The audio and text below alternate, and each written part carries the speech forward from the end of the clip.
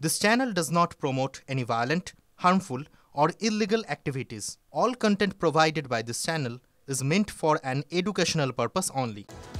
আর এই মুহূর্তে সরাসরি নজর রাখতে হচ্ছে খানাকুলের দিকে। খানাকুলে বিজেপি জনগর্জন বিজয় সংকল্প যাত্রায় শুভেন্দু অধিকারীর নেতৃত্বে মিছিল হচ্ছে।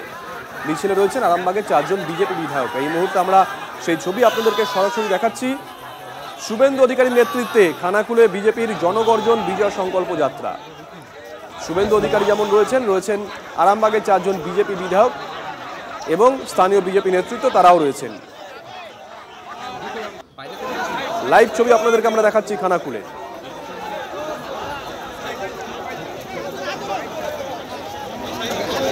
বিজেপি জনগর্জন বিজয় সংকল্প যাত্রা।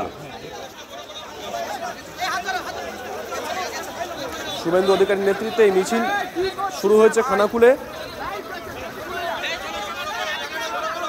স্থানীয় বিজেপি নেতৃত্ব রয়েছেন খানাকুলের, মাফ করবেন, আরামবাগের 4 জন বিজেপি বিধায়ক।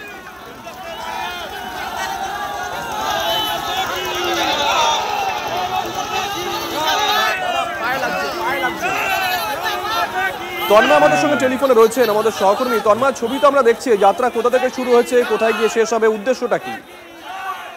দেখো, খানাকুলের মধ্যরঙ্গ থেকে খানাকুলের গামারপাল পর্যন্ত আরামবাগ মহকুমার 4 বিজেপি বিধায়ককে নিয়ে শুভেন্দু অধিকারী মিছিল করছে, যেটা উদ্দেশ্য জনগর্জন যে মিছিল। প্রচুর মানুষজন এখানে শুভেন্দু অধিকারী মিছিলে উপস্থিত হয়েছে এবং এই মুহূর্তে মিছিল শুরু হয়ে গেছে। যেহেতু শুভেন্দু অধিকারী নিরাপত্তার দিকটা একটা বিষয়, সেহেতু প্রচুর পরিমাণে পুলিশ মোতায়েন করা হয়েছে এবং রাস্তার 2 ধারে প্রচুর বিজেপি কর্মী সমর্থক এবং মানুষরা এবং উৎসাহ প্রচুর এই মিছিলকে কেন্দ্র করে। ইতিমধ্যে মিছিল শুরু হয়েছে এবং খানাকুলের শুভেন্দু অধিকারী এসে এখানে একটি পথসভা হবে। শুভজিৎ, ধন্যবাদ।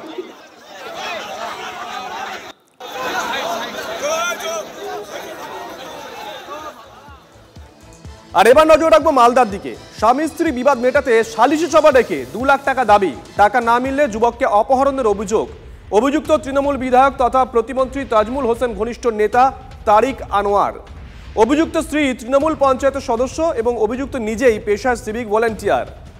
সালিশি সভায় রফার টাকা না মেলায় যুবককে অপহরণ করাই শুধু নয়, দম্পতির দোকানে আগুন লাগানোর অভিযোগ। বিহার থেকে যুবককে উদ্ধার করে পুলিশ। থানা জানালে বারবার হুমকি দেওয়ারও অভিযোগ।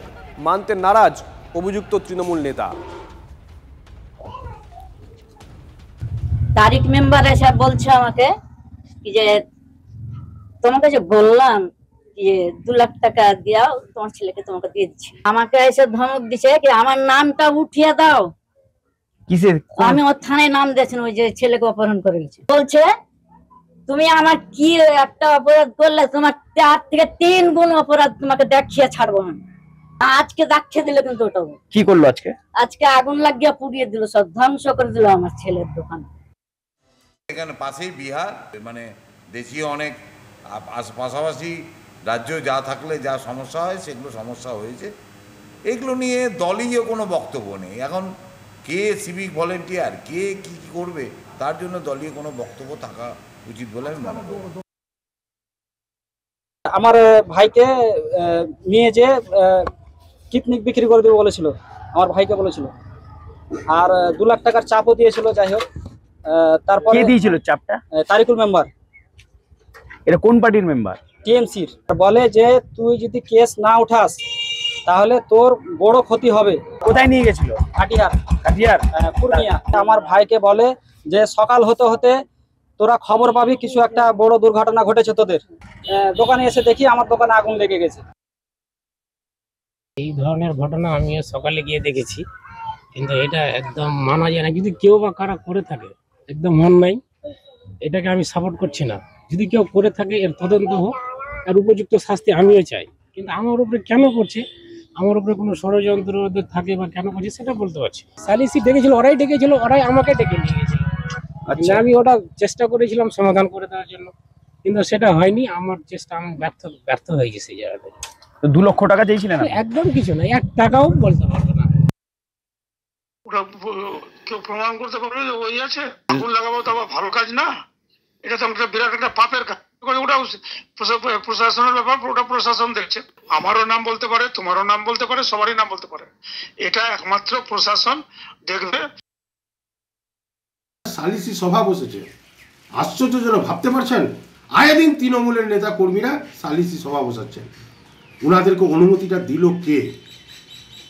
টাকার বিনিময়ে সালিসি সভা বসাচ্ছেন, দুর্ভাগ্যজনক ব্যাপার। নিশ্চয় মনে আছে আপনাদের খেজুরিতে দুজন বিজেপি কর্মীর অস্বাভাবিক মৃত্যু হয়েছিল। প্রথমে তাদের ময়নাতদন্ত করা হয় জেলা হাসপাতালে, সেখান থেকে ময়নাতদন্ত রিপোর্টে বেশ কিছু তথ্য দেওয়া হয়েছিল, কিন্তু পরবর্তীতে যখন তাদের ময়নাতদন্ত দ্বিতীয়বার এসএসকেএমে করা হয় তখন যে তথ্য দেওয়া হয়েছিল সেই তথ্যগুলো আবার প্রথমবারের রিপোর্টে ছিল না। আর এখানেই হাইকোর্টের প্রশ্নের মুখে পড়েছে পুলিশ। দ্বিতীয় ময়নাতদন্তে কিভাবে অত্যাচারের দাগ এলো? একটা মামলা, এত বড় ঘটনা ঘটলো, প্রত্যক্ষদর্শীর বয়ান নেই কেন? প্রশ্ন বিচারপতি বসাকের। সাক্ষীরা নিশ্চয়ই ভয় পাচ্ছে, তাদের ভয় দূর করুন নির্দেশ বিচারপতির। বিদ্যুতের খুঁটি পড়ে মৃত্যু নাও হতে পারে, কারণ দ্বিতীয় ময়নাতদন্তের রিপোর্টে আঘাতের উল্লেখ রয়েছে। দুই ময়নাতদন্তের রিপোর্ট আলাদা কেন? এমন হলে সিস্টেমের ওপর থেকে মানুষের বিশ্বাস উঠে যাবে, মন্তব্য বিচারপতি দেবাংশু বসাকের। ডাক্তার, তদন্তকারী অফিসার, ওসি সহ 17 জনের ফোন রেকর্ড খতিয়ে দেখার নির্দেশ। বড় খবর নিঃসন্দেহে। হরিদেবপুরের ডায়মন্ড পার্কের নির্মীয়মান বহুতল থেকে যুবকের দেহ উদ্ধার। কাল থেকে 18 বছর বয়সী ওই যুবককে খুঁজে পাওয়া যাচ্ছিল না। আজ দুপুরে বহুতলের নিচে মেলে দেহ। হরিদেবপুর থানার পুলিশ এসে দেহ উদ্ধার করে ময়নাতদন্ত পাঠিয়েছে। কী কারণে মৃত্যু খতিয়ে দেখছে পুলিশ। এলাকার সিসিটিভি ফুটেজে নজর পুলিশের।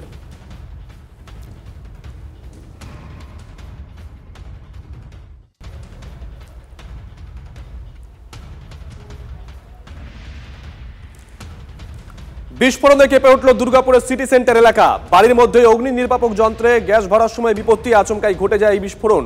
গুরুতর জখম হন টেকনিশিয়ান দেবরাজ সোম। তাকে গুরুতর জখম অবস্থায় ভর্তি করা হয়েছে গান্ধী মোড়ের একটি বেসরকারি হাসপাতালে। বিস্ফোরণের তীব্রতা ভেঙে যায় আশেপাশের বাড়ির জানলার কাঁচ। আতঙ্কিত হয়ে পড়েন স্থানীয় বাসিন্দারা। তাদের অভিযোগ, দীর্ঘদিন অনুরোধ করা সত্ত্বেও এই ঝুঁকিপূর্ণ কাজ বন্ধ করেনি বাড়ির মালিক। কিভাবে বাড়ির ভিতরে চলছিল রিফিলিং এর কাজ? প্রশাসনের নজরদারি কোথায়, উঠছে প্রশ্ন। মালিককে অনেকবার বলেছি যে এদেরকে এখান থেকে ওঠাও, কারণ এখানটায় এই মানে এটা রেসিডেন্সিয়াল প্লেস, এখানে কমার্শিয়াল কাজ করার কথা নয়। কি কাজ করে এখানে? ওরা গ্যাস ফিলিং করে, ওই ফায়ার এক্সটিংগুইশারের যে গ্যাসটা থাকে। যে রক্তারক্তি একদম, আঙ্গুল কটা আছে কটা নেই জানি না, আমি দেখিনি নিজের চোখে, কিন্তু আমার বাড়ির মেয়েটি দেখেছে এবং ওই রকম একদম মানে বিভৎস অবস্থা। সেপ্টিক আগের থেকে আমাদের কাজ আরম্ভ হয়, সব কিছু হয়। কাকারও সেপ্টিক এখানে ছিল, সব ছিল। আমরা কী করে হলো হঠাৎ কেউ জানতে পারছে না। মানে বলছেন অনেক দিনের পুরনো জিনিস ছিল, সেই জন্য পুরনো জিনিস বলে এটা মানে যখন নাইট্রোজেনটা ভরেছে হতে পারে কাকা প্রেসারটা একটু বেশি দিয়ে দিয়েছে, সেই জন্য এটা ব্লাস্ট হয়েছে।